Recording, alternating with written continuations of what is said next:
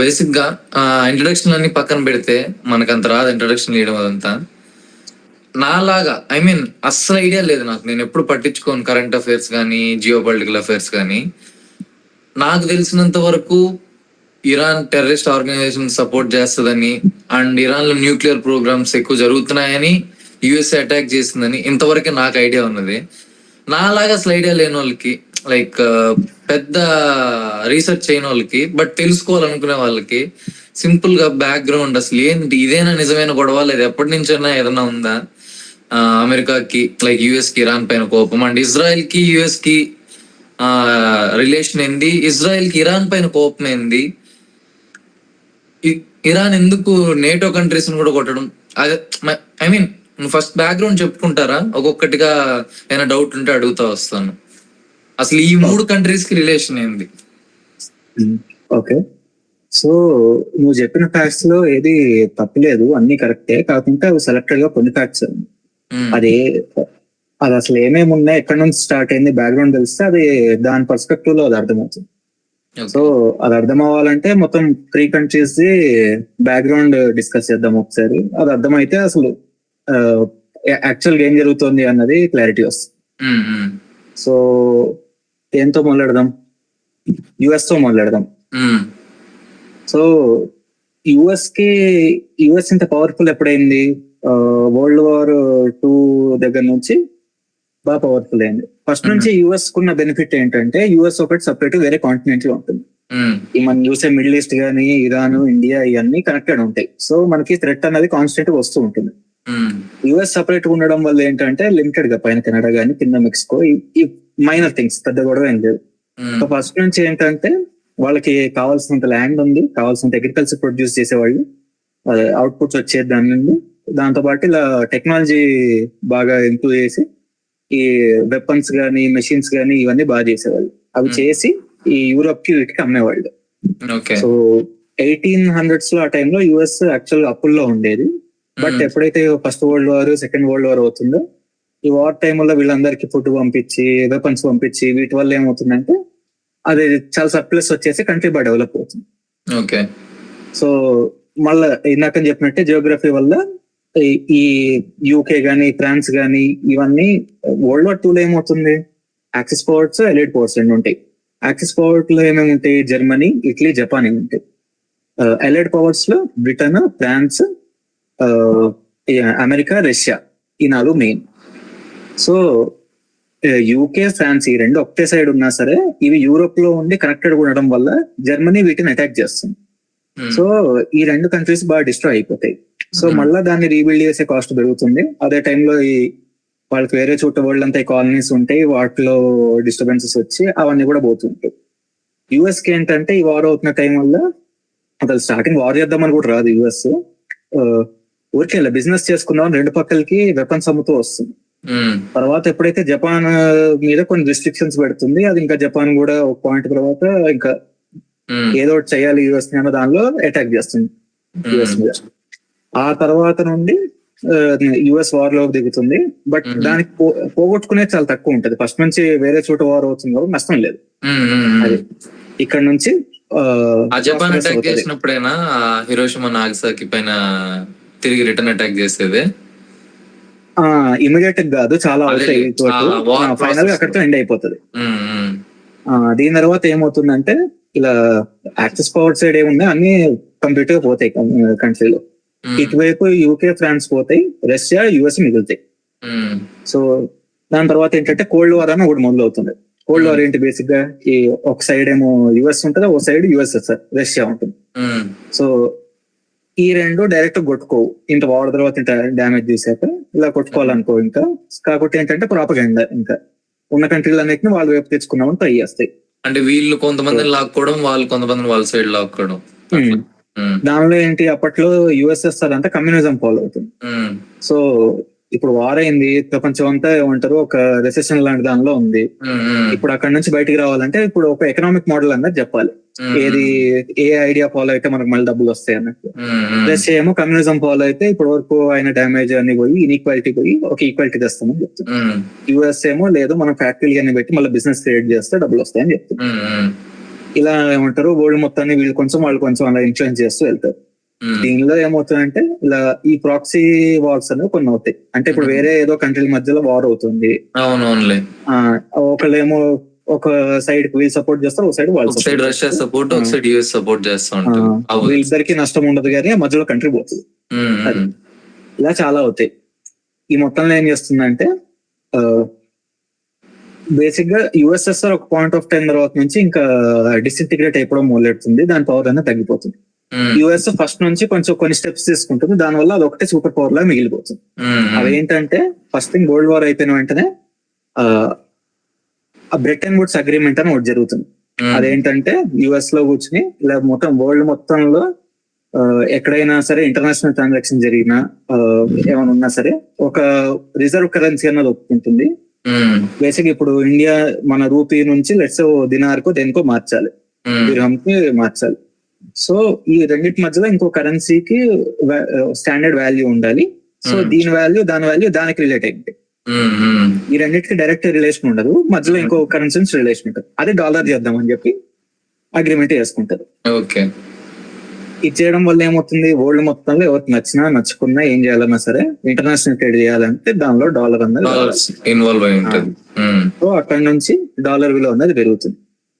అదే టైంలో తర్వాత ఏం చేస్తుందంటే ఇంకా వరల్డ్ మొత్తంలో ఇలా మేము అంటే వరల్డ్ వార్ వల్ల చాలా డ్యామేజ్ అయింది కదా అన్న అప్పుడప్పుడు కొత్తగా ఫామ్ అయ్యే కంట్రీస్, థర్డ్ వరల్డ్ కంట్రీస్ అని. అప్పటి వరకు ఈ యూరోపియన్ వాటికి కాలనీస్ లాగా ఉంటాయి, అప్పుడే ఇంకా సపరేట్ అవుతూ వస్తాయి అన్ని. సో అప్పుడప్పుడు ఏమంటారు కొత్త ఫామ్ అయిన కంట్రీలో పవర్ స్ట్రగుల్ అనేది ఉంటుంది, ప్రతి చోట ఏదో గొడవ అవుతుంది. సో ఈ చోట్లంతా ఎక్కడైతే డెమోక్రసీ కావాలో హ్యూమన్ రైట్స్ కావాలో మేము ఉన్నాము అని చెప్పి వరల్డ్ అంతా ఏమంటారు వీళ్ళ ఆర్మీ పంపిస్తూ వీళ్ళ బేసెస్ లా పెట్టుకుంటుంది. మిలిటరీ బేసెస్ అన్నవి వరల్డ్ మొత్తం పెడుతుంది యుఎస్. దానికంత డబ్బులు ఉన్నాయి, అన్ని చేయగలిగింది. ఇది రష్యా ముందర నుంచి ఈ పని చేయదు, యుఎస్ఏ చేస్తుంది దాంట్లో. సో ఆల్మోస్ట్ 10-15 years తర్వాత వస్తే వరల్డ్ మొత్తంలో 800 బేసెస్ ఉంటాయి యుఎస్ కి, అన్ని కంట్రీల్లో కలిపి. అదే టైంలో ఏమవుతుంది, మళ్ళీ ఈ వార్ ఆయిల్ కి విలువ బాగా పెరుగుతుంది. ఎందుకు పెరుగుతుంది, ఇది మనకి 1800s లో ఇండస్ట్రియల్ రెవల్యూషన్ అనేది స్టార్ట్ అవుతుంది. అప్పటి వరకు అంతా మాన్యువల్ గా చేసే లేబర్ అంతా ఏమంటారు ఫ్యాక్టరీలో మెషిన్స్ తో చేయించడం మొదలెడతారు. అప్పుడు దాని కరెన్సీ ఏది, ఎనర్జీ సోర్స్ ఏది అన్నట్టు చూస్తే కోల్ దొరుకుతుంది ఫస్ట్. కానీ కోల్ ఏంటంటే అంత ఎఫిషియెంట్ గా ఉండదు, ప్లస్ అది చాలా లిమిటెడ్, దాన్ని క్యారీ చేయడం కష్టం అనుకుంటారు. సో ఇంకేమన్నా బెటర్ సోర్స్ దొరుకుతుందా అని చెప్పి చూసినప్పుడు ఆయిల్ అన్నది బెటర్ అని చెప్పి అర్థమవుతుంది వాళ్ళకి. ఈ ఆయిల్ ఎక్కడెక్కడ ఉంది అని చూస్తే ఫస్ట్ లో ఇరాన్ లో, తర్వాత మన మిడిల్ ఈస్ట్ లో అక్కడక్కడ దొరుకుతుంది, తర్వాత వెనిజులాలో దొరుకుతుంది ఆయిల్ అన్నది. సో అప్పుడు వాళ్ళకి అర్థమయ్యేది ఏంటంటే ఆయిల్ అన్నది ఇదే ఫ్యూచర్, ఇది ఎవరి చేతిలో ఉంటే తర్వాత ఏమంటారు పవర్ ఉంటే వాళ్ళ చేతిలో ఉంటుంది. కాబట్టి ఈ ఆయిల్ ఎక్కడ ఉందో ఆ ఏరియాలన్నీ మనకు కావాలి అని డిసైడ్ అవుతారు. అందుకే ఈ మధ్య కూడా రీసెంట్ గా వెనిజులా పైన అటాక్ అయింది. ఎగ్జాక్ట్లీ దానికోసం. అదే మనకు oil top oil producing countries లో చూస్తే Venezuela, Saudi Arabia, Iran, Bahrain, Qatar, Kuwait, UAE, ఏవైతే ఇప్పుడు ఈ రోజు వార్ లో ఉన్నాయి ఈ కంట్రీస్ అన్ని ఉన్నాయి. రష్యా ఒకటే ప్రస్తుతం అంటే రష్యా యుక్రెయిన్ వార్ లో ఉన్నా సరే అది కొంచెం సమ్వాట్ స్టెబిలైజ్డ్ గా ఉండింది. మొన్న యుక్రెయిన్ అటాక్ చేసింది రష్యా మీద. ఇంతకుముందు ఉన్న 100% ప్రొడ్యూస్ చేసింది అనుకుంటే ఇప్పుడు దానిలో 40% పోయింది, ఓన్లీ 60% చేయగలుగుతుంది ఇప్పుడు రష్యా. గ్యాస్, పెట్రోల్ ఇవి కూడా ఇంపోర్ట్స్ ఆపేస్తుంది కదా, ఎక్స్పోర్ట్స్ ఆపేస్తుంది కదా రష్యా. అదే ఎందుకు ఆపిందంటే యుక్రెయిన్ ఎక్స్పోర్ట్ హబ్స్ అని ఉంటాయి కొన్ని రష్యాకి, వాటి మీద అటాక్ చేసింది, ఆ సప్లై చైన్ అంతా దెబ్బతింది. కాబట్టి ఇలా యుఎస్ అన్నది ఇలా ఆయిల్ ఎక్కడైతే ఉందో, నేచురల్ గ్యాస్ ఎక్కడైతే ఉందో వీటి మీద కంట్రోల్ తీసుకోవడం అనేది స్టార్ట్ చేస్తుంది. అలాగా అలా బేసిక్ గా ఏంటంటే ఈ జియో పాలిటిక్స్ అన్న దానిలో మనం ఎన్ని ఏమంటారు ఈ ప్రిన్సిపల్స్, ఐడియాలజీలు ఎన్ని చెప్పినా సరే అల్టిమేట్ మిలిటరీ పవర్ ఎవరి దగ్గర ఉంటే పడుతూ రూల్స్ మంచి చెడు అన్నది ఏముంది, ఆయిల్ రిసోర్సెస్ కూడా కావాలి. అదే వెనిజులా పైన అటాక్ చేయడానికి కంప్లీట్ రీజన్ కూడా అదేనా, ఇంకేం రీజన్ లేదా?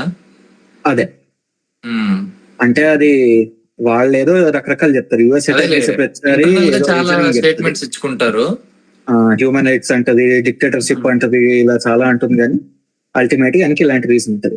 అవతల ఎంత ఉంటారు లాలెస్నెస్ ఉన్నా సరే నువ్వు వెళ్ళి ఉన్న గవర్నమెంట్ తీసేయడం ఏంటి, ఆ రైట్ ఎవడు ఇచ్చాడు? అదే అలా ఇష్టం ఉన్నట్టు చేస్తుంటాం.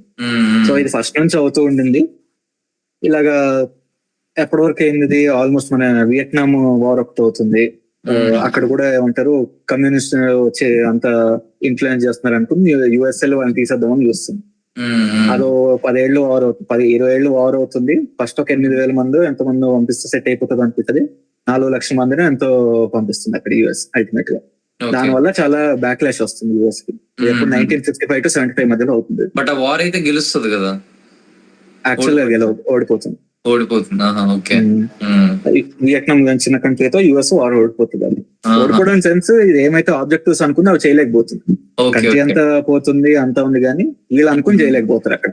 అంటే బేసిక్ గా ఇప్పుడు కూడా స్పెసిఫిక్ గా ట్రంప్ మొన్న ఏమన్నారు, రెజ్యూమే చేంజ్ చేయాలి అంతవరకు వెళ్ళమన్నారు, కానీ ఇంతవరకు అదైతే చేయలే కదా, చేయలేకపోయారు. చూస్తే అనుకున్న ఆబ్జెక్టివ్ అవ్వాల అంతే. సో అదే ఇది ఫస్ట్ నుంచి వీళ్ళకున్న బ్యాక్గ్రౌండ్ ఇది. సో ఎప్పుడైతే మనకి వార్ కి ఆయిల్ కి ఇంపార్టెన్స్ పెరుగుతుందో వీళ్ళు యుఎస్ వాళ్ళు వచ్చి ఏం చేస్తారంటే సౌదీ అరేబియాతో డీల్ చేసుకుంటారు. 1940s 50s లో ఆ టైంలో వచ్చింది డీల్. అదేంటంటే 40s లో సారీ, ఫస్ట్ డాలర్ ని గ్లోబల్ రిజర్వ్ కరెన్సీ చేసినప్పుడు వాళ్ళు అసలు ఈ కరెన్సీకి విలువ ఏంటి అని అందరు అడుగుతారు. ఇప్పుడు మీ కరెన్సీని ఎందుకు గ్లోబల్ కరెన్సీ చేయాలి? వీళ్ళు ఏమంటారంటే మేము ఈ కరెన్సీ మా డాలర్ ని గోల్డ్ తో ఈక్వేట్ చేస్తామని చెప్తారు. అప్పుడేమో ఒక లెక్క చెప్తారు కరెక్ట్ గుర్తు, some $35 equal to 1 ounce of gold ఏదో అంటారు. ounce అంటే సమ్ 0.02 kg ఏదో ఉంటుంది, అది ఫిక్స్డ్ వాల్యూ బేసిక్ గా. ఆ తర్వాత ఏమవుతుందంటే వీళ్ళ దగ్గర సమ్ ఏదో 10 బిలియన్ కో ఏదో సమ్ ఒక ఫిక్స్డ్ అమౌంట్ అంతా గోల్డ్ వీళ్ళ దగ్గర ఉంటుంది. వీళ్ళు ఇప్పుడు ఇక్కడ కన్స్టెంట్ ఏంటంటే నువ్వు కొత్త నోట్స్ ప్రింట్ చేయాలనుకో నువ్వు ఇంకా కొత్త గోల్డ్ కూడా కొనాలి. ఎంత అమౌంట్ ప్రింట్ చేస్తే నీ దగ్గర అంత గోల్డ్ ఉండాలి. కానీ తర్వాత ఏంటంటే వీళ్ళు కొంచెం దీన్ని మిస్యూజ్ చేసి కొత్త గోల్డ్ తీసుకోవడం ఆపేస్తారు. ఆ విషయం ఎవడు మొహం మీద క్వశ్చన్ చేయలేకపోతాడు కానీ అందరికీ తెలుసు ఆ విషయం వేరే కంట్రీస్ కి.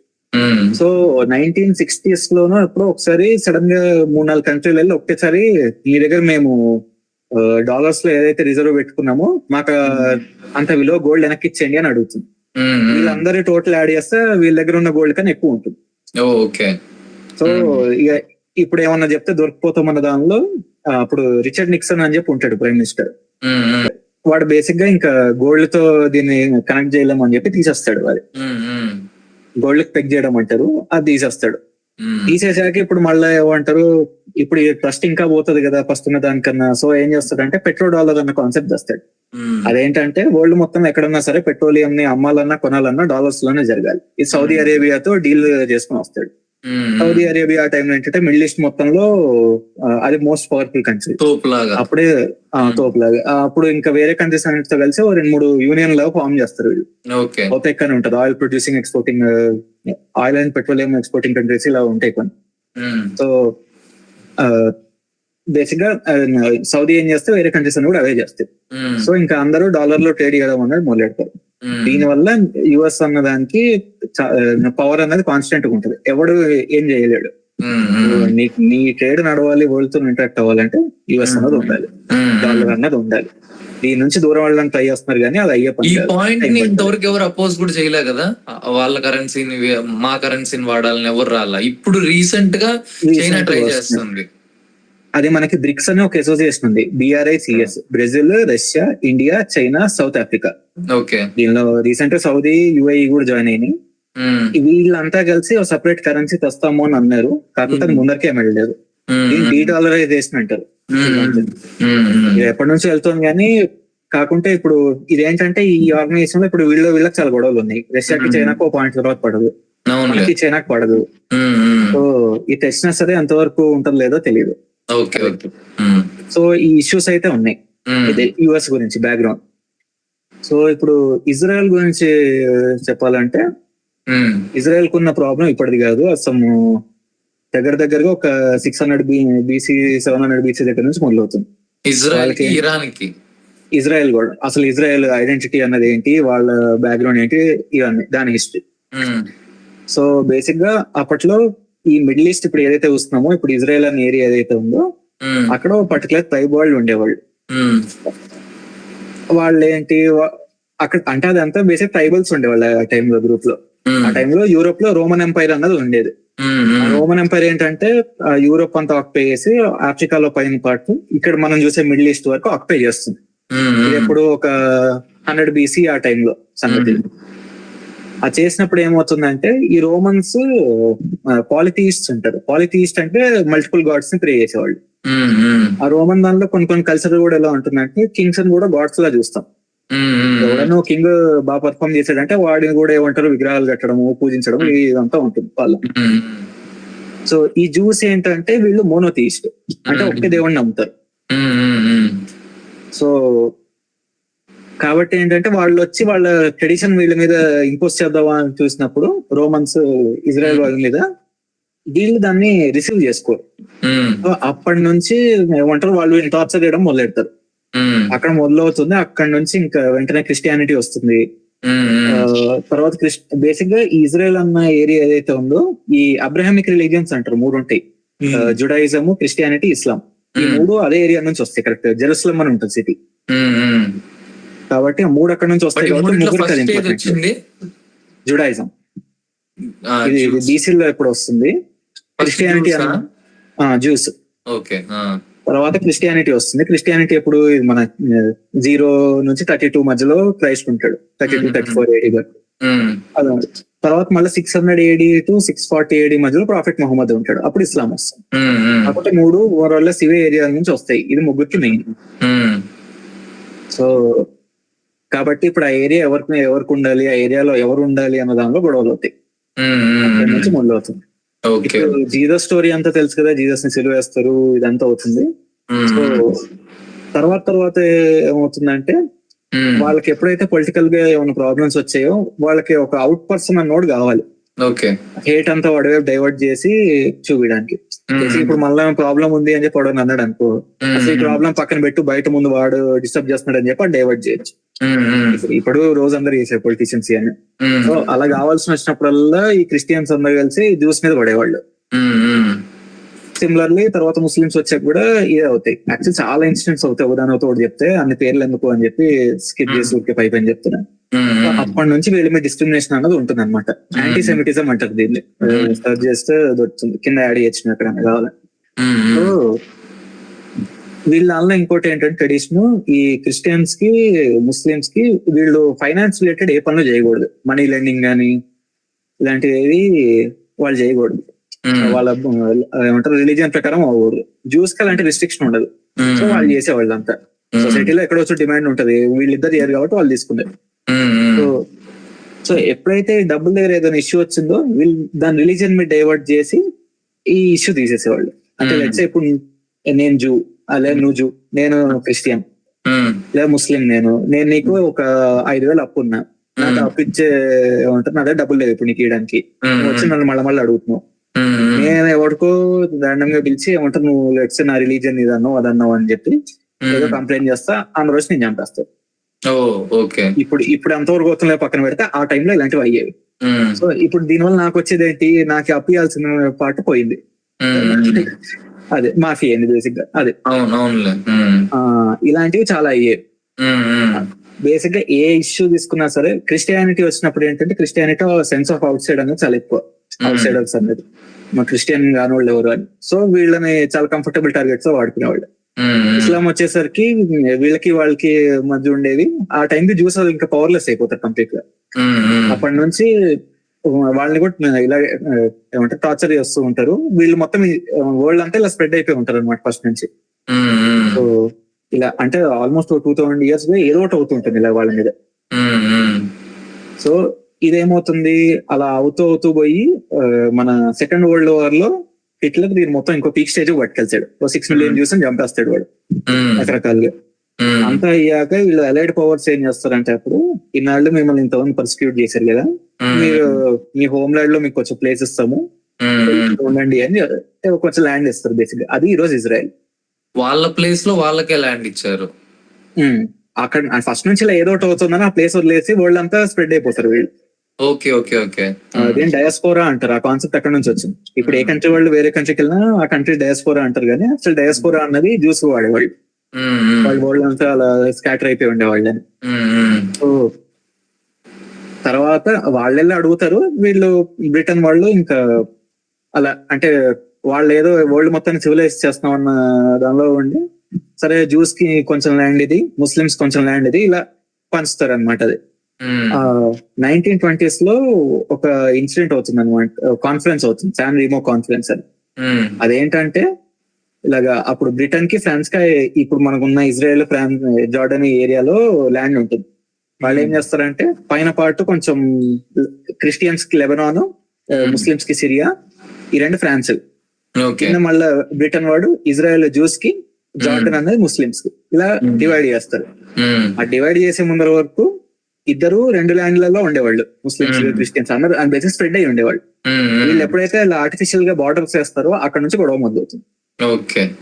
ముందర నుంచి ఉంది, షేర్డ్ హిస్టరీ ఉంది. వీళ్ళు జ్యూస్ కూడా ఏంటంటే ముందర నుంచి మెమరీ ఉంటది, అల్టిమేట్ గా మన ల్యాండ్ లోకి వెళ్ళాలి మనం, అంటే ఇంటర్ జనరేషనల్ గా అలా వెళ్తూ ఉంటుంది అనమాట. అది ఇప్పుడు ఎక్కడికి వెళ్తే ఎవరికి వాళ్ళకి ఏమంటారు, రిలేట్ అవడానికి ఏదో ఫ్యాక్టర్ ఉంటుంది. వీళ్ళ టెంపుల్స్ వీళ్ళు ఉంది అంటారు, వాళ్ళు అలక్సా మాస్క్ అని ఒకటి ఉంటుంది ముస్లిమ్స్, అది వాళ్ళకి మెయిన్ అంటారు. ఎవరి సైడ్ తప్పలేదు బేసిక్ ఇక్కడ అనుకుంటే, అందరినీ తీసుకొచ్చి ఒక చోట పెట్టడం వల్ల ప్రాబ్లం వచ్చింది. అది పాయింట్. ఇదేమవుతుందంటే మనకి 1948 లో ఈ సపరేట్ ఇజ్రాయెల్ అన్న స్టేట్ ఫామ్ అవుతుంది. అది ఫామ్ అవ్వగానే దాని చుట్టూ బేసిక్ గానే ముస్లిం కంట్రీస్ ఉంటాయి, అరబ్ కంట్రీస్. అప్పుడు ఉన్న ఈ అరబ్ కంట్రీస్ కి ఇజ్రాయెల్ అంటే పడదు. ఈ ముందర నుంచి ఈ యాంగిల్ అనేది ఉంటుంది, రిలీజియస్ యాంగిల్ దానిలో. సో ఎప్పటికప్పుడు ఆ చుట్టూ 5-6 కంట్రీలు ఉంటాయి ఇలా బేసిక్ గా. కింద ఈజిప్ట్ ఉంటుంది, పక్కన జార్డన్ ఉంటుంది, పైన లెబనాన్ ఉంటుంది, సిరియా ఉంటుంది, ఇంకో పక్క ఇరాక్ ఉంటుంది. ఈ 5 కలిసి దీని మీద వార్ చేస్తుంటాయి ఇజ్రాయెల్ మీద. అలా 4-5 సార్లు అవుతుంది. ఎవ్రీ డీకెడ్ ఇలాంటి ఆన్ అన్ యావరేజ్ ఏదో వార్ అవుతుంది ఇలాగా. సో కాబట్టి అది ఫస్ట్ నుంచి ఏంటంటే ఇలాగా అది రిలాక్స్ అవ్వడాన్ని ఎఫర్ట్ చేయలేదు ఇజ్రాయెల్. ఎప్పుడన్నా సరే కొంచెం సెక్యూరిటీ లైట్ చేసినా, ఏమన్నా అయినా సరే ఎవడైనా వచ్చి లేపేయచ్చు. ఆ థ్రెట్ వాళ్ళకి 1948 నుంచి ఈ రోజు వరకు ఉంది. కాబట్టి వాళ్ళు ఎప్పటికప్పుడు అప్డేట్ అవుతూ ఉంటారు. ఇలా ఏమంటారు, టెక్నాలజీలో ఏముందో అన్ని కొత్తగా తీసుకురావడము, వాళ్ళు సొంతంగా ఏమంటారు సెల్ఫ్ రిలయన్స్ కోసం పనిచేయడము, ఇలా చేస్తారు. ఫారెన్ అఫైర్స్ మీద కొంచెం ఫస్ట్ నుంచి కాన్సన్ట్రేట్ చేయడము. ఇప్పుడు యుఎస్ హెల్ప్ చేస్తుందా లేదా వేరే చేస్తుందా, వాళ్ళు ఎప్పుడు ఈ థాట్ ప్రాసెస్ లో ఉంటారు. సో ఇది ఇజ్రాయెల్ గురించి బేసిక్ గా. ఒకసారి ఏంటంటే ఇలాగా 1970s లో ఇలాగా 5 కంట్రీలు కలిసి అటాక్ చేస్తాయి. అది కదా ట్రెండ్ చేస్తాయి, అంటే మోరల్ చాలా పెద్ద వార్ అవుతుంది యాక్చువల్లీ. అది అయినప్పుడు ఏమవుతుందంటే వీళ్ళకి ఉన్న ఏరియాకి ఇంకో 3 times ఎక్స్ట్రా ఏరియా వీళ్ళు క్యాప్చర్ చేస్తారు ఇజ్రాయెల్. ఇజ్రాయెల్ కింద సినాయి పెనిన్సులా అని ఉంటుంది అనమాట ఒకటి, అది ఈజిప్ట్ పార్ట్. బేసిక్ గా మెయిన్ ల్యాండ్ ఈజిప్ట్ కి దానికి మధ్యలో ఇది మన సూయజ్ కెనాల్ ఉంటుంది. సో అక్కడ వరకు ఆక్యుపై చేస్తుంది అనమాట ఇజ్రాయెల్. ఆ పైన ఇంకా కొంచెం చేస్తుంది. 3 times ఎక్స్ట్రా ఏరియా ఉంటుంది దీని దగ్గర, ఇజ్రాయెల్ దగ్గర. కాకుంటే మాకు ఏమంటారు, మాకు పీస్ కావాలా బాబు, మమ్మల్ని వదిలేయండి అని మళ్ళీ ఏరియా వెనక్కి ఇచ్చేస్తుంది వీటన్నిటికి పీస్ టాక్స్ లో. ఓకే. సో ఇజ్రాయెల్ ప్రస్తుతానికి పాపం పీసే కోరుకుంటుంది. ఐ మీన్ దాని తప్పైతే లేదు కదా అప్పుడు వరకు అయితే. లేదు, ఇది మ్యాటర్ కాంప్లికేట్ ఎక్కడ అవుతుందంటే, ఇజ్రాయెల్ తో పాటు ప్యారలల్ గా పాలెస్టైన్ అని ఇంకో ల్యాండ్ ఇచ్చారు. ఈ పాలెస్టైన్ ఎవరికి, ముస్లిమ్స్ కి. ఓకే, ఇజ్రాయెల్ జ్యూస్ కి, పాలెస్టైన్ ముస్లిమ్స్. ఈ ఏరియాలో ఏంటంటే డిస్ప్యూటెడ్ ఉండే ఫస్ట్ నుండి. ఇప్పుడు ఇక్కడ ఇజ్రాయెల్ ఎండ్ అవుతుంది, ఇక్కడ పాలెస్టైన్ ఉంటుంది అన్నది క్లారిటీ లేదు ఎవరికి. మెకానికల్ మ్యాప్ గీయచ్చు కానీ జనాలకి అది ఉంటుంది కనెక్షన్. సో కొంత పార్టీ జ్యూస్ కి ఇచ్చింది ఇజ్రాయెల్, ముస్లిం కి ఇచ్చిన పాలెస్టైన్. జెరూసలేం అనే సిటీ ఉంటుంది, దాన్ని గ్లోబల్ సిటీ లా పెడుతుంది, ఇంటర్నేషనల్ సిటీ లాగా. యుఎన్ హ్యాండిల్ చేస్తుంది దాన్ని కంప్లీట్ గా. కాకుంటే దీనిలో కూడా మళ్ళా ఓ పాయింట్ ఆఫ్ టైమ్ లో ఒకసారి ఇజ్రాయెల్ ప్రైమ్ మినిస్టర్ వెళ్ళాడనో ఏదనో, దాని మీద కూడా గొడవలు అవుతాయి చాలా. So one of the wars అవునప్పుడు ఏంటంటే ఇజ్రాయెల్ పాలెస్టైన్ లో కొంచెం పార్టీ ఇజ్రాయెల్ ఆక్యుపై చేస్తుంది. సో ఇదేంటంటే అక్కడ బేసిక్ గా జనాలకి ఓ పాయింట్ తర్వాత ఏం తెలియదు. వాళ్ళు ఏంటంటే ఇలా వేరే సూపర్ పవర్లు అందరూ వచ్చి ఇన్ఫ్లుయెన్స్ చేసి వాళ్ళు ఇష్టం ఉన్నట్టు వాడుకుంటారు అక్కడ. సో దాని వల్ల బాగా నష్టపోతారు. అది సో వెస్ట్ బ్యాంక్ అని ఒకటి ఉంటుంది ఇజ్రాయెల్ పక్కన, అది పాలెస్టైన్ కంట్రోల్ లో ఉంటుంది. పాలెస్టైన్ ఫ్లాగ్ ఇవన్నీ దాని సపరేట్ ఐడెంటిటీ ఉంటుంది. ఆ వెస్ట్ బ్యాంక్ అని దానికి ఉంటుంది. కింద హమాస్ అని కొంచెం గాజా అని ఒకటి ఉంటుంది. కానీ హమాస్ అన్నది ఒక బాడీ చూసుకుంటుంది. ఆ టెర్రరిస్ట్ బాడీ అని అందరూ డిక్లేర్ చేశారు. మనం చెప్పారు కదా, వరల్డ్ చాలా మంది చాలా కంట్రీస్ డిక్లేర్ చేశారు అలాగా. సో వీళ్ళతో ఏంటంటే ఎప్పటికప్పుడు కాన్స్టెంట్ థ్రెట్ ఉంటుంది ఇజ్రాయెల్ కి, అది వాళ్ళ పాయింట్. సో ఇజ్రాయెల్ పైన ఎగ్జాక్ట్ లెబనాన్ ఉంటుంది. ఆ లెబనాన్ లో టెర్రరిస్ట్ గ్రూప్ వస్తుంది. ఆ టెర్రరిస్ట్ గ్రూప్ పేరేంటి, హిజ్బుల్లా. పక్కన ఈ ఈ గాజా స్ట్రిప్ నుంచి హమాస్ అన్నది వస్తుంది. పైన హిజ్బుల్లా కింద హమాస్.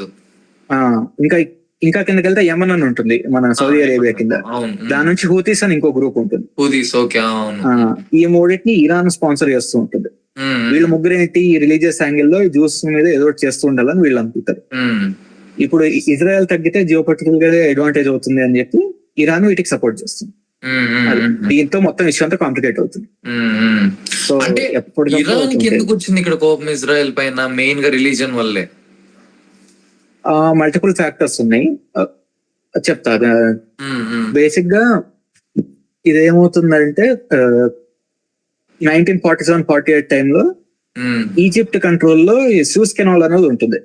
సూజ్ కెనాల్ ఏంటి? బేసిక్ గా యూరోప్ మొత్తాన్ని ఇలా మిడిల్ ఈస్ట్ గానీ ఇంకా టువర్డ్స్ ఏషియా షిప్పుల్లో రావాలి అంటే ఎప్పుడన్నా సరే trade most of them water ways లోనే అవుతుంది. ల్యాండ్ రూట్ అయ్యే చాలా తక్కువ. సో వాటర్ వేస్ లో మిడిల్ ఈస్ట్ రావాలన్నా లేదా ఇంకా ఫర్దర్ మన ఇండియా, చైనా, ఏషియా ఇటు రావాలన్నా సరే యూరోప్ ఎట్లా రావాలి? బేసిక్ గా ఈ కింద ఆఫ్రికా అంతా దాటి రావాలి. కేప్ ఆఫ్ గుడ్ హోప్ అంటారు, అది దాటి రావాలి. అది వన్ ఆఫ్ ది ఆప్షన్. ఇప్పుడు అది లేదు, ఇంకేమైనా షార్ట్ కట్ ఏమైనా ఉంటుందా అంటే వీళ్ళు ఈ బ్రిటిష్ వాళ్ళు ఏం చేశారంటే 1860s 70s టైంలో 50s 60s టైంలో ఒక చిన్న కెనాల్ లాగా కడతారు. వచ్చి ఈజిప్ట్ మధ్యలో కొంచెం గ్యాప్ లాగా ఉంటది, ఇలా వాటర్ వెళ్తూ. వీళ్ళు దీన్ని ప్రాపర్ ఇంకా వైడన్ చేసి ఒక ప్రాపర్ కెనాల్ కడతారు. దాన్ని సూజ్ కెనాల్ అంటాం. సో ఆ సూజ్ కెనాల్ నుంచి వస్తే ఏంటంటే షార్ట్ కట్ మనకి 6,000-7,000 కిలోమీటర్స్ తగ్గుతుంది కింద నుంచి రావడం కన్నా. సో ఆల్మోస్ట్ 1 month ట్రావెల్ తగ్గుతుంది. సో ప్రైజెస్ తగ్గుతాయి, ట్రావెల్ కాస్ట్ తగ్గుతుంది, అందరికి బెనిఫిట్ అదే. సో ఇదేంటంటే ఈజిప్ట్ 40s ముందర వరకు కూడా వార్లలో చాలా నష్టపోయింది కాబట్టి ఇలా ఇప్పుడు ఇక్కడ పాస్ అవుతున్న వాటిని మేము కొంచెం టారిఫ్ కలెక్ట్ చేసి మేము దాని రెవెన్యూ లా క్యాష్ చేసుకుంటామని చెప్తుంది. అదే సరే అని ఒప్పుకుంటారు. ఒక పాయింట్ ఫస్ట్ ఒప్పుకోరు, తర్వాత ఒప్పుకుంటారు. ఇంకా తర్వాత ఏమవుతుందంటే దాన్ని నేషనలైజ్ చేస్తుంది. నేషనలైజ్ చేయడం ఏంటంటే ఇలా ప్రైవేట్ బాడీ కాదు, ఇంకోటి కాదు, దాన్ని ఏదైతే మేనేజ్ చేసే కంపెనీ ఉందో అది గవర్నమెంట్ ఆఫ్ ఈజిప్ట్ అని చెప్పేస్తుంది. దాంతో వీళ్ళకి చాలా మంది భయం వేస్తుంది. యూరోప్ వాళ్ళకి వాళ్ళు ఇష్టం ఉన్నప్పుడు దాన్ని ఆపేయచ్చు. వాళ్ళు అది ఆపినప్పుడు నీ ట్రేడ్ అంతా ఆగిపోతుంది. ఇప్పుడు ఆయిల్ ఇవన్నీ మిడిల్ ఈస్ట్ నుంచి రావాలనుకో యూరోప్ కి, వీళ్ళు ఆపేశారు అంటే అది ఆగిపోతుంది ఇంకా. సో దానివల్ల కాస్ట్ పెరుగుతుంది, ఎకానమీ అంతా పడిపోతుంది, అలా రకరకాలు వస్తాయి దానిలో ఇష్యూస్. అందుకు వీళ్ళు ఫస్ట్ నుంచి ఏమంటారు, ఏదైనా ఆపేది ఉంటే అలా ఎదిగే స్టేజ్ లోనే ఆపేయాలి, అలా ఎక్స్ట్రీమ్ స్టేజ్కి వెళ్ళాక ఏం చేయలేం. అందుకని చెప్పి ఆలోచిస్తూ ఉంటారు. సో కాబట్టి ఇప్పుడు దీన్ని ఈజిప్ట్ ని కౌంటర్ చేయాలి అంటే దీని పక్కన ఏమైనా ఫోర్స్ ఉందా అని చూసి ఇజ్రాయెల్ కి సపోర్ట్ చేస్తాయి. ఇది యుఎస్ గానీ యూకే ఇవన్నీ స్టార్టింగ్ లో. దాంతో ఇజ్రాయెల్ సపోర్ట్ చేయడం మొదలెడతాయి. తర్వాత ఏమవుతుందంటే 1960 ఇందాక 73లో వార్ అయిందని చెప్పా కదా ఇజ్రాయెల్ మీద, చుట్టూ ఉన్న అరబ్ కంట్రీస్ ఫైట్ చేస్తాయి. దానిలో ఏమవుతుందంటే ఇజ్రాయెల్ కి యుఎస్ సపోర్ట్ చేసిందన్న రీజన్ తో ఈ వేరే కంట్రీస్ అన్ని మనం ఇంత కష్టపడి ఆయిల్ అంతా యుఎస్ కి అమ్ముతుంటే యుఎస్ మన ఎనిమి ఇజ్రాయెల్ సపోర్ట్ చేస్తుంది అని చెప్పి మేము ఆయిల్ అమ్మమని చెప్తాయి. సో కాబట్టి మొత్తం ఆయిల్ అంతా ఆపేస్తాయి. దానివల్ల చాలా పెద్ద ప్రాబ్లం అవుతుంది. ఆ టైంలో ఏమవుతుంది, ఇరాన్ ఒకటి ఆయిల్ అమ్ముతుంది ఈ గ్రూప్ తో కలవకుండా. అక్కడతో ఏమంటారు వీళ్ళ మధ్య గొడవ అన్నది పెరుగుతుంది. రిలీజియస్ యాంగిల్ ముందర నుంచి ఉంది, దానికి తోడు ఇది. ఇప్పుడు మళ్ళీ వీళ్ళు ఏంటి, ఈ వేరే ముస్లిం కంట్రీస్ ఏమి అమ్మట్లేదు, ఇది ఇరాన్ అమ్ముతుంది. ఇప్పుడు వీళ్ళ మధ్య గొడవ ఏంది అని చూస్తే మళ్ళీ ఏదైనా సరే ఒక వార్ అవడానికి బేసిక్ గా మల్టీ కాజులు ఉంటాయి. ఏదైనా రీజన్స్ ఒకటే రీజన్ మీద ఎప్పుడు వార్ అవ్వదు, 3-4 రీజన్లు కలిస్తే వార్ అవుతుంది. సో ఇలా ఎకనామిక్ యాంగిల్ వల్ల ఇలా ఇరాన్ కి వేరే మిడిల్ ఈస్ట్ కంట్రీలు కొంచెం డిస్టెన్స్ వస్తుంది. సో ఇది అవ్వగానే మళ్ళీ వెంటనే నెక్స్ట్ వచ్చే ఇష్యూస్ ఏంటంటే బేసిక్ గా ఇరాన్ అన్నది షియా మెజారిటీ, ఈ వేరే కంట్రీస్ అన్ని సున్నీ మెజారిటీ. బేసిక్ ఈ డివైడ్ ఎప్పుడు వస్తుంది మనకి, ప్రాఫెట్ మొహమ్మద్ చనిపోయాక నెక్స్ట్ లాయల్ గా దాన్ని ఫాలో అవ్వాలనుకుంటారు, కొంతమంది లైక్ న్యూ లీడర్ ని పెట్టుకోవాలనుకుంటారు. దాని వల్ల కొంతమంది బ్లడ్ లైన్ నుంచే నెక్స్ట్ లీడర్ రావాలి అని చెప్తారు.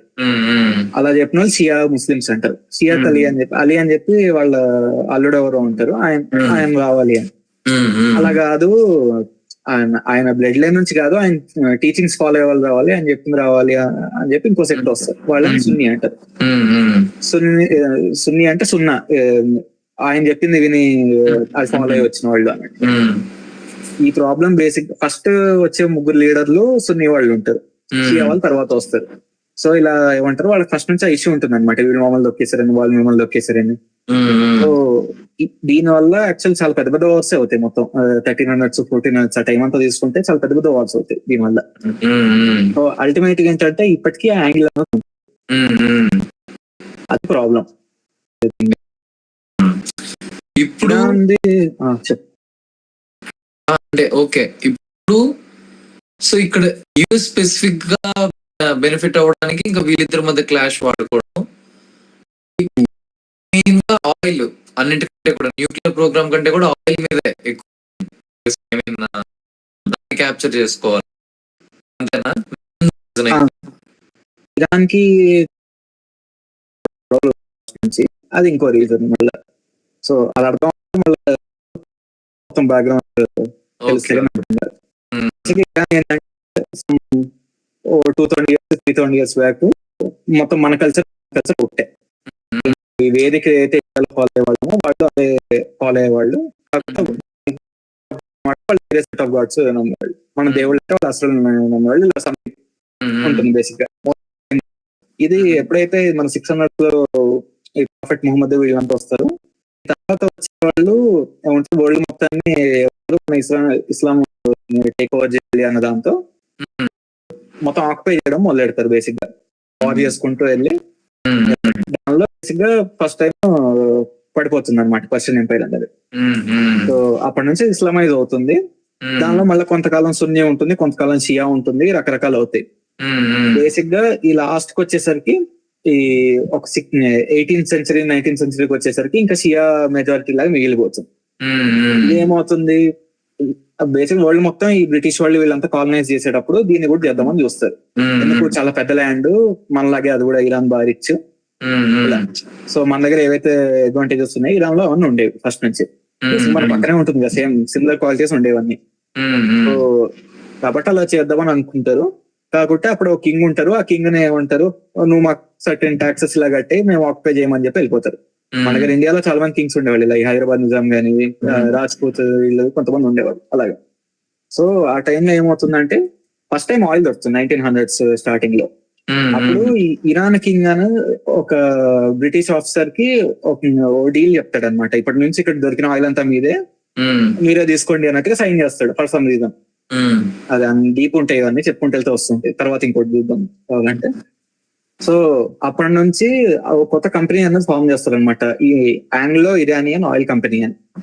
సో వాళ్ళు ఆల్మోస్ట్ ఒక వచ్చే ఆయిల్ రెవెన్యూలో 84% వాళ్ళు తీసుకుని 16% మాత్రమే ఈ షాకి ఇస్తారు. కింగ్ అని షా అంటారు ఇక్కడ ఇరాన్ వాళ్ళకి ఇస్తారు. సో బేసిక్ గా 1920s అక్కడ వరకు వీడు ఉంటాడు. దాని తర్వాత ఇంకో రజా పైలవి అని ఇంకో కింగ్ ని పెడతారు అనమాట. ఆ కింగ్ ఏం చేస్తాడు, సమ్ 40s వరకు బానే ఉంటాడు, అంటే పెద్ద గొడవలు ఏం రావు. తర్వాత వరల్డ్ వార్ టైమ్ లో జర్మనీకి సపోర్ట్ చేస్తాడు. అది వీళ్ళు బ్రిటన్ వాళ్ళకి వీళ్ళకి పడదు అనమాట. సో వాడిని తీసేసి వాడు కొడుకుని పెడతారు. వాడి కొడుకు ఏంటంటే ఇలాగా ఆబ్వియస్ గా ఇప్పుడు ఏదన్నా ఒక మంచి వెల్దీ ఫ్యామిలీ ఉంది అనుకో వరల్డ్ మొత్తంలో ఎక్కడన్నా, వాళ్ళ పిల్లలంతా పోయి ఎక్కడో యూరోప్ లోనో ఎక్కడో చదువుకుని వస్తారు. అలాగే వాడి కొడుకు వెళ్ళి ఇక్కడ యూకే లో అక్కడ చదువుకుని వస్తాడు.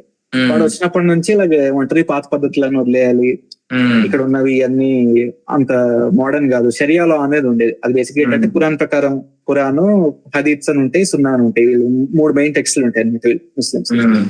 ఈ 3 ప్రకారం ఫాలో బేసిక్ గా నీ లైఫ్ స్టైల్ మొత్తం వీటి అనుగుణంగా ఉండాలి. అదే షరియాలో. ఇది తీసేద్దాము, మనము వేరే యూరోప్ లాగా మోడర్నైజ్ అవుదాం అని చెప్పి మోడర్నైజ్ చేస్తూ వెళ్తాడు. అదేంటంటే దీని వల్ల కొంతమంది దీన్ని ఫేవర్ గా వచ్చేవాళ్ళు ఉంటారు, కొంతమంది ఏమంటారు నచ్చిన వాళ్ళు ఉంటారు.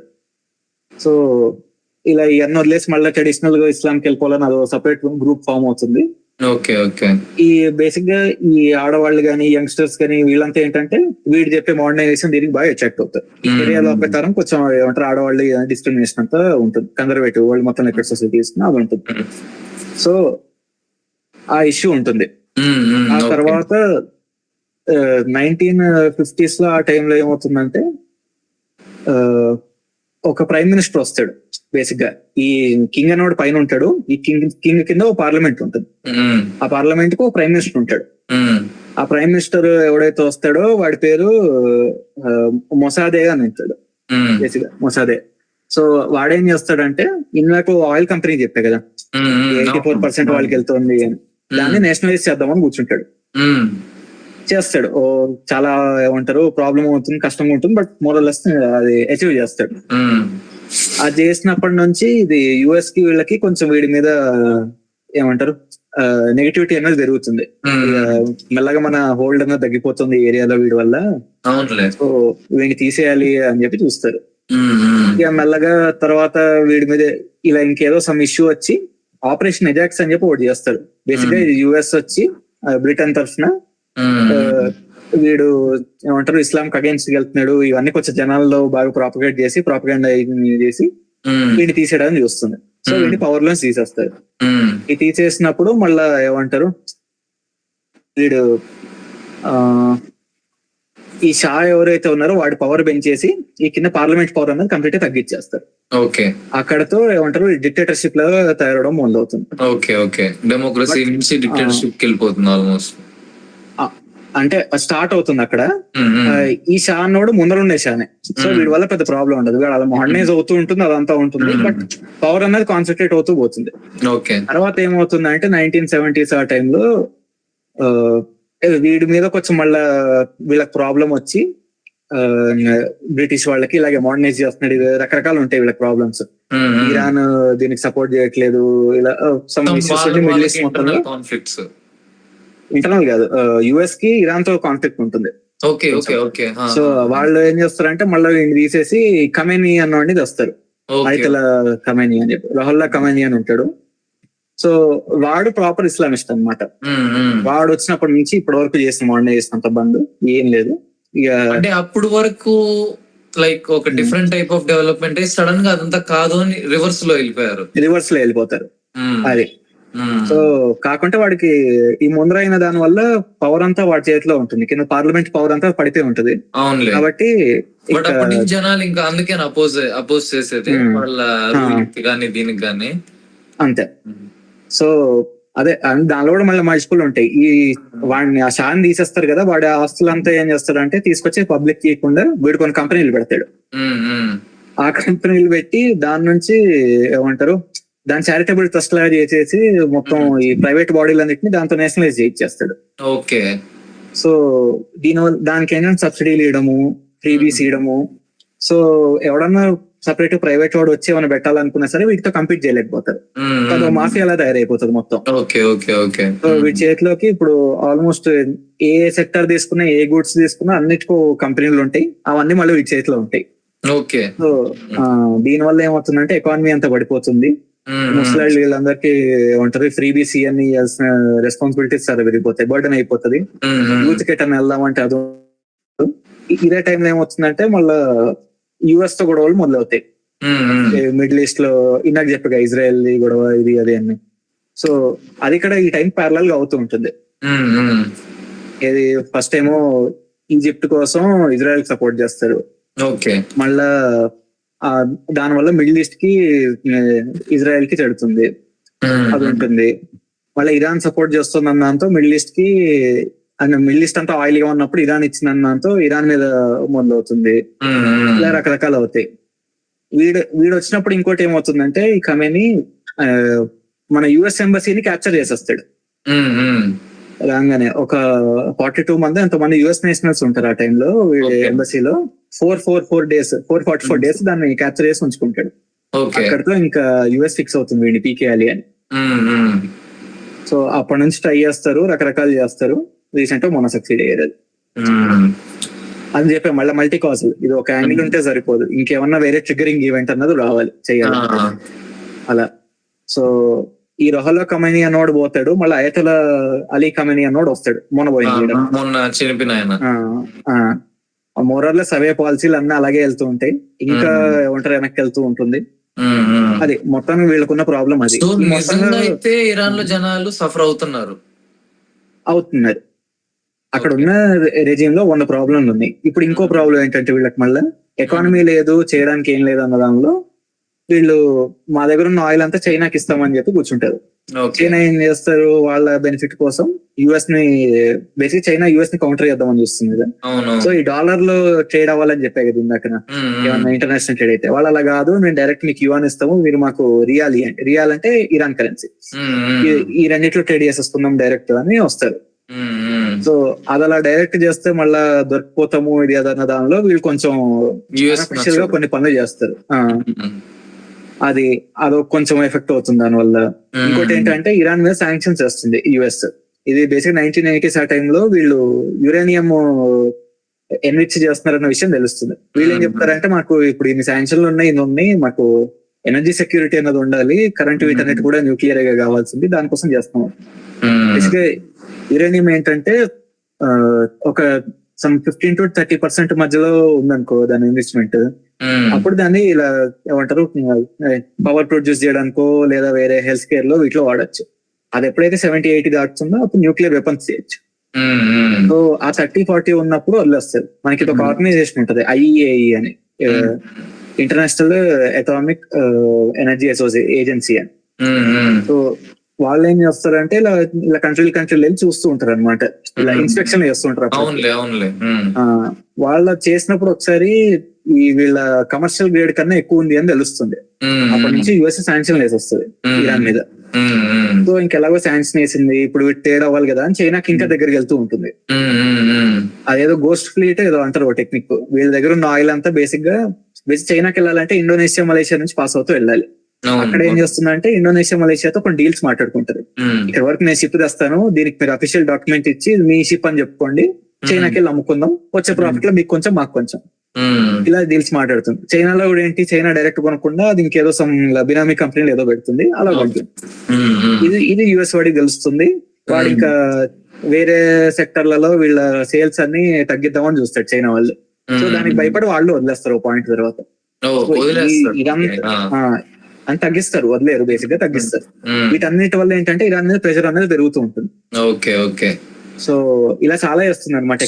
ఓవరాల్ గా ఒకటి కాదు, చాలా ఫ్యాక్టర్స్ లో యుఎస్ కి కాల్తానే వస్తా ఉంది ఇరాన్ పైన. కాల్తానే వస్తా ఉంటుంది. ఇజ్రాయెల్ దాన్ని క్యాష్ చేసుకొని వాళ్ళకున్న గొడవని వీళ్ళు సపోర్ట్ చేస్తా జనాలకి కొద్దిగా మంచిగా కనపడాలి కాబట్టి వాళ్ళు జనాలు సఫర్ అవుతున్నారు. వాళ్ళు హ్యాపీగా ఉండే వరకు, వాళ్ళ రూలింగ్ మారే వరకు మేము తగ్గమని స్టార్ట్ చేశారు. ఫైనల్ యుఎస్ సెటిల్ అయినా సరే ఏమంటారు, జనాల్లో కొంచెం నెగిటివిటీ ఉంది, మేము జనాలకు సపోర్ట్ చేసి వాళ్ళని లిబరేట్ చేయడానికి చేస్తామని చెప్తాం. ఇప్పుడు ఇలా ఏమంటారు, జనాల్లో నెగిటివిటీ ఉన్న విషయం నిజమే. ఇక్కడ ఇరాన్ లో ఇప్పటికో 7-8 సార్లు అయినాయి ఇలాగా. 1990s లో ఒకసారి, 2003 లోనో ఒకసారి, 2009 లో ఒకసారి, మొన్న రీసెంట్ 2 సార్లు అయింది, 2 ఏళ్ల ముందర ఒకసారి, ముందర ఒకసారి. సో ఇలా ఏమంటారు, ఆడవాళ్ళంతా ఈ జాబ్లు ఏమన్నా వేసుకోమని బయటకు వస్తే వాళ్ళని చంపించేశారు. సో ఇలా ఎప్పుడైతే వస్తారో యుఎస్ కి ఏంటంటే దీన్ని క్యాషింగ్ చేసుకుని వచ్చి వీళ్ళని బీకేద్దాం అని చెప్పి చూస్తూ ఉండింది. యుఎస్ కి ఏంటంటే ఫస్ట్ నుంచి ఇవన్నీ కొంచెం మనం ఏం చేసినా సరే బయట వాళ్ళకి మంచిగా కనపడాలి అన్న దానిలో డైరెక్ట్ గా అటాక్ చేయదన్నమాట. ఈ హ్యూమన్ రైట్స్, లిబరేషన్ ఇలా పెద్ద పెద్ద పేర్లు చెప్పి చేస్తుంది, అన్నది చూస్తూ ఉండింది. సో ఇక్కడ ఈ ఎకానమీ అన్ని బాగుండకపోవడం వల్ల ఆర్గానిక్ గానే కొంచెం ప్రొటెస్ట్ అన్నది మొదలెట్టారు. దాన్ని యుఎస్ టేక్ ఓవర్ చేసి ఎటో పట్టుకెళ్ళి, అది ప్రాబ్లం.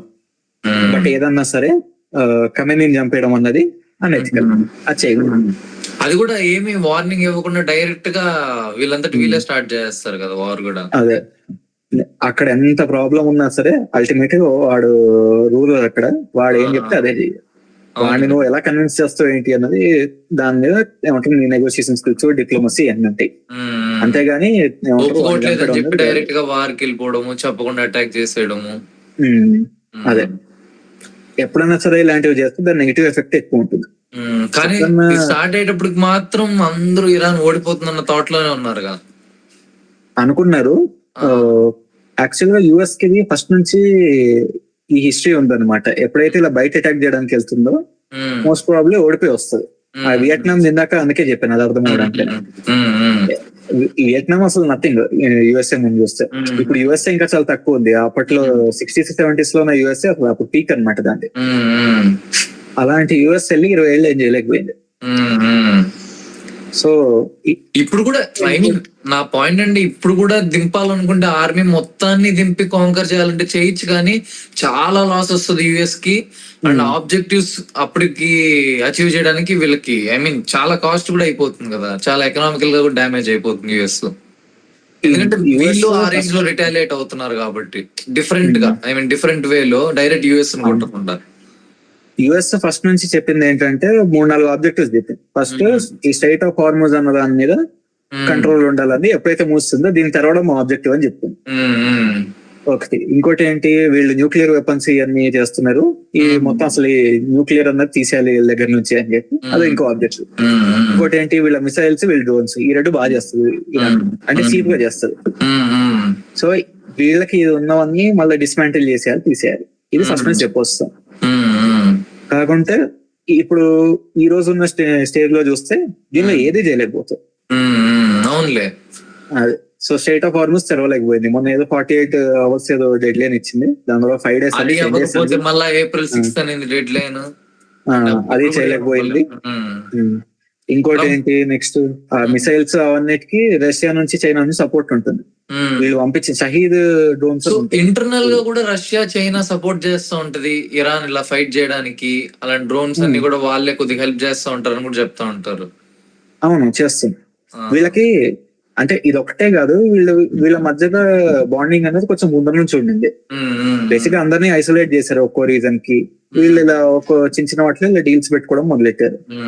ఈ డ్రోన్స్ ఏమవుతాయంటే షహీద్ డ్రోన్స్ అన్నవి ఇది ఇరాన్ చేసిన దాన్ని రష్యాకి పంపిస్తే రష్యా మళ్ళీ దాన్ని రివర్స్ ఇంజనీర్ చేసి దాన్ని ఇంకా బెటర్ చేసి లోపల ఏమంటారు ప్రాసెసర్లు మార్చడం ఇవి మార్చడం అవన్నీ చేసి పంపిస్తూ ఉంటుంది అనమాట.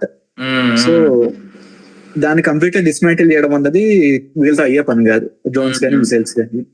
న్యూక్లియర్ దా తెలియదు, అది ఎంత ఉందో ఏమైందో తెలియదు. న్యూక్లియర్ ఎప్పుడు ఏమంటారు ఒకసారి బయటకు వస్తే కానీ తెలియదు. మనం అయినా ఏం చేసినాం, ఎప్పుడో సైలెంట్ గా పేల్చాము, అప్పటి నుంచి మనం న్యూక్లియర్ కంటెంట్ చెప్తున్నాం. 1990s లో వాజ్పేయి ఉన్న టైంలో ఒకసారి ఇందిరాగాంధీ ఉన్న టైంలో చేసాం, తర్వాత నెక్స్ట్ వాజ్పేయి ఉన్న టైంలో ఇలాగా అబ్దుల్ కలాం వీళ్ళంతా చేశారు. అలా బేసిక్ గా అది కరెక్ట్ గా తెలియదు మనకి ఎంత అవుతుంది ఏంటి అన్నది. బట్ ఈ స్టేజ్ వరకు వచ్చిందంటే మోస్ట్లీ ఏదో టైంలో చేసేయచ్చు. ఇరాన్ కునే అడ్వాంటేజ్ ఏంటంటే జియోగ్రఫీ. ఏదన్నా బేసిక్ గా ఇలా అంటారు సో ఏది మన mathematics is the language of physics అని, అలాగే Geography is the language of history. ఏదన్నా ఒక ఏరియా హిస్టరీ అన్నది ఆ చుట్టూ ఉన్న జియోగ్రఫీ మీద డిపెండ్ అయి ఉంటుంది. అక్కడ జనాలు ఎంతమంది వెళ్ళగలరు వెళ్ళలేరు, వెదర్ ఏంటి అలా. సో ఇరాన్ ఏంటంటే చాలా హిల్లీ రీజియన్. ఇరాన్ కు పైన కాస్పియన్ సీ అని ఉంటుంది, ఆ పైన నుంచి రష్యా గానీ వేరే కంట్రీస్ ఏమన్నా రావాలి, యూరోపియన్ కంట్రీస్ రావాలంటే ఆ సముద్రం దాటుకుని రావాలి. నువ్వు సముద్రం దాటుకుని వస్తున్నావు అంటే ల్యాండ్ మీద ఉన్న వాడికి నీ మీద అటాక్ చేయడానికి ఆబ్వియస్ గా అడ్వాంటేజ్ ఉంటుంది. అది ఇంకోటి అక్కడ నార్మల్ ల్యాండ్ కూడా కాదు, హిల్స్ ఉంటాయి బీచ్ లో. కాబట్టి అసలు నువ్వు దాటుకుని రావడం అనేది ఇంపాసిబుల్. అట్ ఇటు మన వెస్ట్ సైడ్ ఏదైతే ఉందో మళ్ళీ మిడిల్ ఈస్ట్ సైడ్ అంటే ఇరాన్ లో వెస్ట్ సైడ్ అదంతా కూడా మౌంటైన్స్ ఉంటాయి. సో అటు నుంచి కూడా రాలేరు ఎవరు. మధ్యలో కూడా ఏమంటారు మల్టిపుల్ రౌండ్స్ లో ఉంటాయి అన్నమాట మౌంటైన్స్. చిన్న కంట్రీ కూడా కాదు, ఐ మీన్ ఒక చోట కాంకర్ చేసేయడానికి చిన్న కంట్రీ కూడా కాదు, చాలా ల్యాండ్ కూడా ఎక్కువే మళ్ళీ. ఇంకోటి పవర్ డీసెంట్రలైజ్ అయి ఉంటుంది.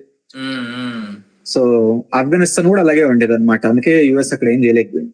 ఇప్పుడు అంటే అల్టిమేట్ పవర్ అంతా ఒక చోట ఉండదు, అన్ని రిలేటివ్ గా తక్కువనే ఉంటాయి కానీ డిస్ట్రిబ్యూట్ అయిపోయి ఉంటుంది. సో అలా 31 provinces ఉంటాయి ఇరాన్ లో. సో ఏమంటారు ఇప్పుడు ఈ 31 ఏంటి ఇండిపెండెంట్ గా దేని ఆర్మీలు దానికుంటే అన్ని సపరేట్ అనమాట. ఇంకా బేసిక్ గా ఈ సుప్రీం లీడర్ ఒకటి పైన కామన్. ఎప్పుడైతే వాడిని లేపేసావో వీళ్ళ కింద వాళ్ళు ఇష్టం చేయొచ్చు. ఇంకా ఇప్పుడు వాడిని ఒకటి చేయమని గానీ ఒక నాపమని గానీ చెప్పలేవు, మధ్యలో ఉన్న కాంటాక్ట్ బీకేసేవు. నెగోసియేషన్ పిలవాలంటే నువ్వు డైరెక్ట్ వాడితో కాంటాక్ట్ అవ్వాలి, చేయలేవు. అందుకే కొన్నిసార్లు ట్వీట్లో కాంప్రమైజ్ అన్నట్టు మాట్లాడినా కూడా ఒక్కోసారి ఇంకొక ఇరాన్ లోంచి ఇంకొకరు వెళ్ళి అటాక్లు కూడా చేస్తా ఉన్నారు. సడన్ కన్ఫ్యూజన్ కూడా ఉంది చాలా సార్లు. అదే సో అందుకే వాడిని లేపేయకుండా ఉంటే కొంచెం కమెనీ లేపేయకుండా ఉంటే ఏమన్నా చేయగలిగేవాళ్ళు. ఎప్పుడైతే అటాక్ అలా చేయడమే అనెథికల్ అటాక్ అది, అలాగా వార్నింగ్ లేకుండా ఏం లేకుండా. బట్ నా తెలిసినంత వరకు ఇరాన్ పక్కన అరబ్ కంట్రీస్ ని భయపెడతా, యుఏ కంట్రీస్ ని భయపెడతా లైక్ కొద్దిగా రివెంజ్ తీర్చుకుంటుంది మొత్తానికి యుఎస్ పైన. మాత్రం స్ట్రైట్ ఆఫ్ హార్మోస్ క్లోజ్ చేసింది, జియోగ్రఫికల్ గా ఈజీ కాబట్టి క్లోజ్ చేయడానికి. కానీ మనకు అది ఓపెన్ కాక- చేశారు అనుకుంటా కదా ఇండియాకి. 5-6 కంట్రీస్ ఓపెన్ చేశారు, దానిలో ఇండియా కూడా ఉంది. సో మనకైతే సో ప్రస్తుతానికి ఏం షార్టేజ్ రాదు కదా ఇంకా. అలా ఏమి ఉండదు, వస్తుంది. ఆ, ఇప్పటి వరకు ఏమైతే షిప్స్ ఉన్నాయో అవి వస్తాయి. కాకపోతే వాళ్ళు ప్రొడక్షన్ తగ్గించినా లేదా వాళ్ళ సప్లై చైన్ ఏమన్నా ఎవరైనా వేరే బాంబులు వేసినా సరే అవునులే. పోతుంది. ఇప్పుడు అదే అవుతుంది కదా, ఏమంటారు మిలిటరీ ఏరియాలు కాకుండా డీసాలినేషన్ ట్యాంక్స్ మీద వేయడము, అవునులే. ఎనర్జీ సెక్టర్ ఏవైతే ఉన్నాయో వాటి మీద వేయడం ఇలాంటివి చేస్తున్నారు. ఎకనామికల్ గా డ్యామేజ్ చేయడం మొదలు పెట్టారు. అదే పబ్లిక్ ఇన్ఫ్రాస్ట్రక్చర్ మీద చేయడం అన్నది అంతకన్నా వర్స్ట్ థింగ్ ఇంకోటి ఉండదు. అది ఇజ్రాయెల్, ఇరాన్, యుఎస్ ముగ్గురు వేస్తున్నారు అది. ఫస్ట్ జరిగింది మాత్రం యాక్చువల్ గా వాళ్ళు స్కూల్ పైన వేస్తారు కదా US. దానికి మాత్రం ఇజ్రాయెల్ స్టార్టింగ్ లో ఇరాన్ కొంచెం ఇవన్నీ చేస్తున్నప్పుడు డీసెంట్ గా బిహేవ్ చేసింది. కాబట్టి ఇప్పుడు వీళ్ళు ఇలా ఇంత కొడుతుంటే వాళ్ళు మాత్రం ఏం చేస్తారు ఇంకా. అదే ఆప్షన్ లేదు కాబట్టి ఇంకా ఆ, అది. ఇవన్నీ చేయాలంటే ఒక చైన్ ఆఫ్ కమాండ్ స్ట్రక్చర్ అన్నది ఉండాలి. వాడు పైన ఏదో చెప్తాడు స్ట్రిక్ట్ గా ఇది చేయాలి ఇది చేయకూడదు అని, అప్పుడు అందరూ ఒక మాటను అనుకుని ఉంటారు. ఇప్పుడు 31 ప్లేస్లు ఎవరి వాళ్ళు సపరేట్ చేస్తుంటే ఏమన్నా అవ్వచ్చు. అవునులే. దీనికి తోడేంటి, ఈ ఆ మూడింటికి సపోర్ట్ చేస్తుందని చెప్పాను. ఇరాన్ అనేది హిజ్బుల్లా, హమాస్, హుతీస్ ఈ ముగ్గురికి సపోర్ట్ చేస్తుందని చెప్పాను నేను ఇందాక. సో వీళ్ళు వేరే చోట అటాక్లు చేస్తారు మళ్ళా. ఈ మూడు ఇజ్రాయెల్ దగ్గరలో ఉంటాయి. ఈ మూడు కాదు, హిజ్బుల్లా, హమాస్ ఇజ్రాయెల్ దగ్గరలో ఉంటాయి. వాళ్ళు అక్కడ ఏదో చిన్న చిన్నగా చేద్దామని ట్రై చేస్తున్నారు. ఈ ఇజ్రాయెల్ కూడా అటు డైవర్ట్ అయి ఉంది, హిజ్బుల్లా మీద చేయడం వస్తుంది. హుతీస్ యమన్ లో ఉంటారు, వాళ్ళు బాబెల్ మండబ్ ని క్లోజ్ చేస్తున్నారు. హార్మజ్ ఎలాగైతే ఒక చోక్ పాయింట్ కింద బాబెల్ మండబ్ అని వస్తుంది. మిడిల్ ఈస్ట్ చూస్తే నీకు పైనుంచి ఒక రూట్ ఉంటది, కింద నుంచి ఒక రూట్ ఉంటది. వాళ్ళు దాన్ని క్లోజ్ చేస్తున్నారు. అది ఇది రెండు క్లోజ్ అయినాయంటే వరల్డ్ లో ఏమంటారు దగ్గర దగ్గర 50-60% అయిపోతుంది. అది ప్రాబ్లం. ప్రొటెస్ట్ అయితే అవుతున్నాయి కదా. అవుతున్నాయి. ఇప్పుడు బేసిక్ నవంబర్ లో ఒక మిడ్ టర్మ్ ఎలక్షన్స్ అవుతాయి యుఎస్ లో. ఆ టైంలో ట్రంప్ కనుక మెజారిటీ రాలేదా పోతాడు. ఇవన్నీ అసలు అంత మొదలెట్టిందే ట్రంప్. ఇప్పుడు అది కాకుండా మళ్ళీ మొన్న రీసెంట్ గా యూరోప్ వాళ్ళని సపోర్ట్ అడిగాడు. ఇదంతా నేటివ్ అని చెప్పి ఇంకో అసోసియేషన్. స్టార్టింగ్ లో అయితే ఎవరు సపోర్ట్ అవసరం లా, మేము గెలిచేసాము, మేము చూసుకుంటా ఉన్నారు. ఇప్పుడు స్ట్రైట్ ఆఫ్ ఫార్మర్స్ మీకు కూడా ఉంది కదా భాగము, మీరు వచ్చి హెల్ప్ చేయండి, మీవి కూడా వెళ్తా ఉంటాయి కదా అని చెప్పి ఇప్పుడు నేటోని అడుగుతున్నారు. అదే కానీ నేటో రిజెక్ట్ చేస్తుంది అనుకుంటా కదా. రిజెక్ట్ చేసింది, రామని చెప్పింది. సో ఇప్పుడు మళ్ళీ దీని దివేజ్ ఇంకో చోటు తీర్చుకుంటా అని చెప్తున్నాడు. అసలు ఏం చేద్దాం అనుకుంటున్నాడు ఏంటో అసలు అర్థం కావట్లేదు. ఇది ఆగదు ఇంకా, ఇది అవుతా ఉంటదా? అంత అవ్వదు. ఇదేంటంటే అంత ట్రంప్ చేతిలో ఉంది, అంత ఈగోకి తీసుకుని చేస్తున్నాడు. ఒక్కసారి కనుక ఏమంటారు ఇలా కాదు మొత్తం వరల్డ్ అంతా ఎఫెక్ట్ అవుతుంది దీని వల్ల అని అనుకుని వెళ్ళి ఒకసారి నెగోసియేషన్ కూర్చున్నాడా, ఇప్పటికిప్పుడు ఆగిపోవచ్చు. అలా కూర్చోలేదా ఏ రేంజ్ వరకు అని వెళ్ళచ్చు. బేసిక్ గా ఏంటంటే ఈ పాయింట్ ఆఫ్ టైం లో ట్రంప్ కి ఇంకా కంట్రోల్ అన్నది పోయింది దీని మీద. సో అలా ఐరన్ ఫిస్ట్ తో ఆపేద్దాం అన్నది లేదు. అవతల కన్విన్స్ చేస్తా కానీ ఆగదు ఇప్పుడు ఇది. అవునవును, స్టార్టింగ్ మాటలు మాట్లాడి ఇప్పుడు మళ్ళీ వెళ్ళి కూర్చొని కన్విన్స్ చేయాలంటే ఇంకా ఒక రకంగా చూస్తే యుఎస్ఏ ఒక స్టెప్ డౌన్ కిందకి వచ్చిందనే చెప్పాలా. అంతే, ఇంకా తప్పదు. అలా చేయలేదా ఇంకా ఏమంటారు మొత్తం వరల్డ్ అంతా ఎఫెక్ట్ వస్తుంది. ఇప్పుడు కావాలని ఏం చేస్తున్నాడు, ఆయిల్ రిజర్వ్స్ కోసం అక్కడ కింద వెనిజులా తీసుకున్నాడు.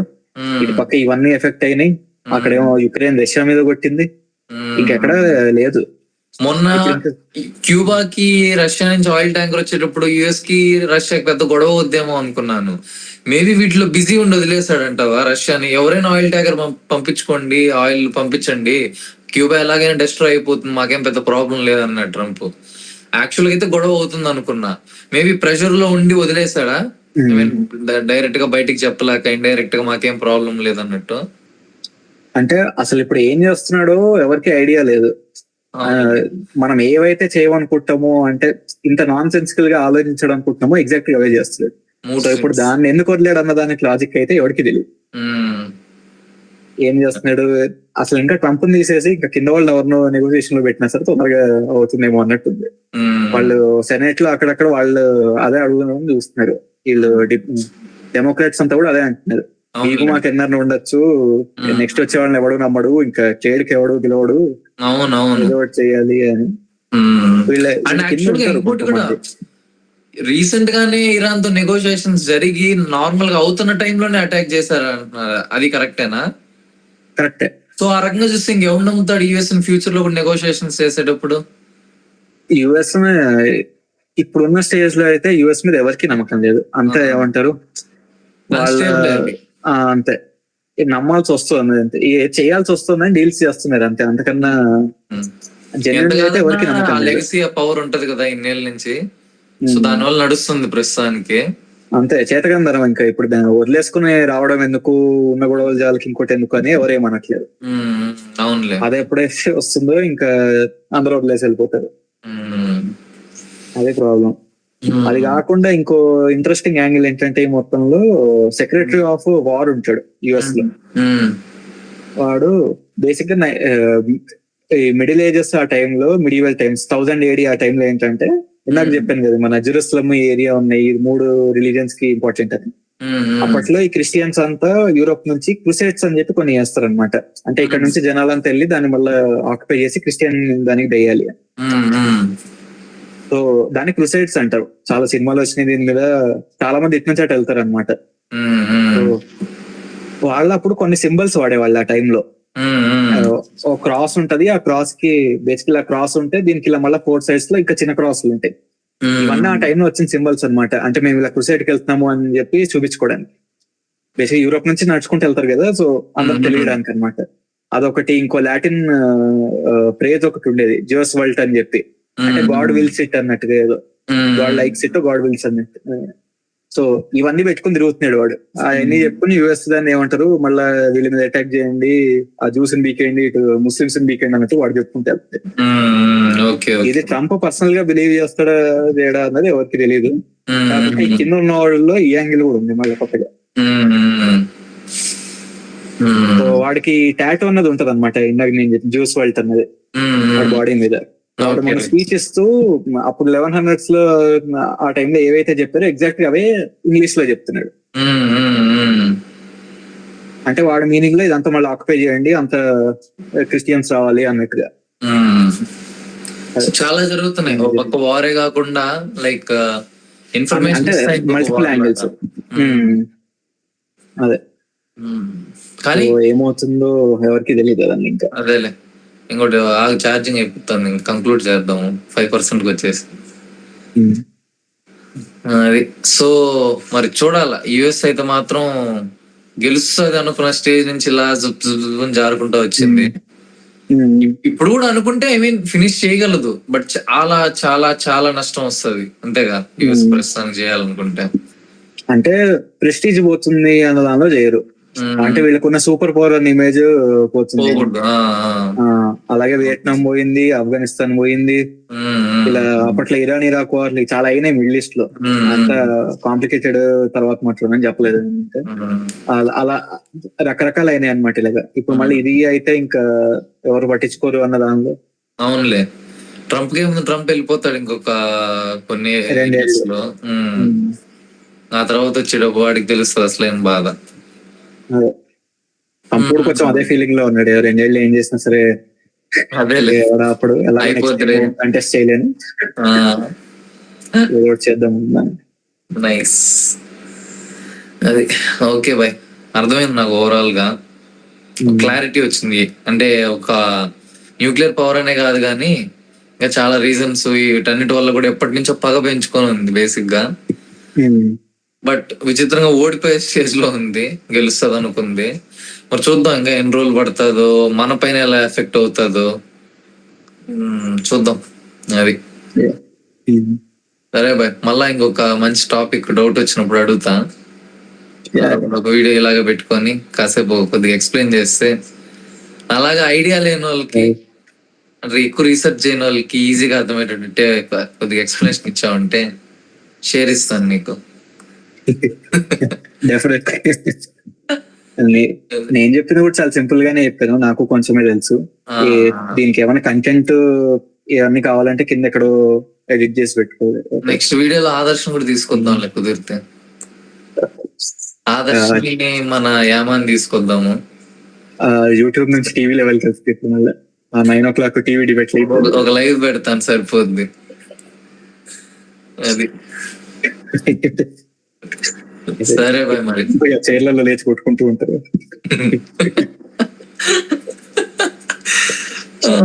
నైట్ 2-3 అసలు ఎన్ని రోజులు వాళ్ళతో ఫ్లాట్ లో ఉన్నప్పుడు అసలు డిస్కషన్లు